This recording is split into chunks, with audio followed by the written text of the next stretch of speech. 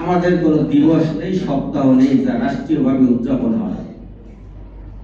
রাষ্ট্রের চতুর্থ স্তম্ভ বলা হয়ে থাকে গণমাধ্যমকে। গণমাধ্যমকে নিয়ে এই রাষ্ট্রযন্ত্র কিংবা এই রাষ্ট্রযন্ত্রের সাথে জড়িত যে সকল সরকার এ পর্যন্ত দেশ পরিচালনা করেছেন, এই গণমাধ্যমকে শক্তিশালী করার জন্য তাদের কোনো পরিকল্পনা এবং আমার চিন্তা ছিল, সেটি আমি খুঁজে পাইনি। অনুরোধ করব বর্তমান সরকার, যিনি অত্যন্ত দায়িত্বশীলতার সাথে অনেক ঘাত প্রতিবাদ পেরিয়ে সাংবাদিকদের রক্তের উপর থেকে, এদেশের গণমানুষের রক্তের উপর থেকে এই সরকার দায়িত্ব গ্রহণ করেছেন।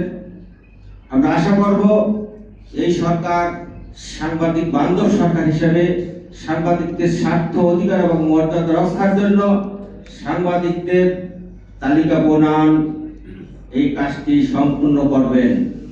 সাংবাদিকদের দীর্ঘদিনের দাবি সাংবাদিক নিয়োগ নীতিমালা এটি প্রণয়নে সহযোগিতা করবেন। সাংবাদিক সুরক্ষা আইন প্রণয়ন করবেন। সাংবাদিকদের দীর্ঘদিনের দাবি জাতীয় গণমাধ্যম সপ্তাহকে রাষ্ট্রীয় স্বীকৃতি দিতে হবে। এর লক্ষ্যে আগামী 3 মাস মেয়াদী আমাদের কেন্দ্রের নেতৃবৃন্দের কাছ থেকে একটি ওয়ার্ক প্ল্যান আমরা গ্রহণ করেছি। আগামী 3 মাস এবং 3 মাস পরবর্তী পুরো 1 বছর আমরা কি কর্মসূচি করব সেই বিষয়ে আপনাদের সাথে আরো বিস্তারিত আলাপ আলোচনা করে আমরা আপনাদেরকে একটি গাইডলাইন দেব।